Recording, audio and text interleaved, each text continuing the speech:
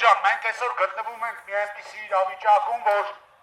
Հայաստանի Հանրապետություն ամեն ինչ որոշվում է ոչ թե օրենքի շրջանակներում,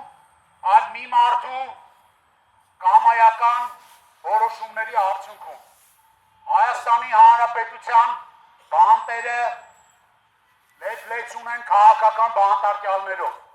Շատերը գտնվում են տնային կալանքի տակ։ Ու այս ամենը խոսում է մի բանի մասին,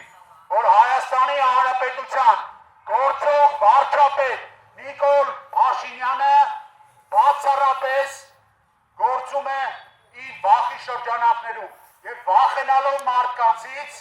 վախենալով իր աթոռը կորցնելուց, փորձում է զրկել մարդկանց խոսելու իրավունքից։ Հայաստանում 86 օր հետո չի լինելու ոչ մի քաղաքական բանտարկյալ։ Սա մենք վստահեցնում ենք։ Բաժանորդագրվեք Արմատ մեդիայի ալիքներին YouTube-ում, Facebook-ում, Instagram-ում և Telegram-ում։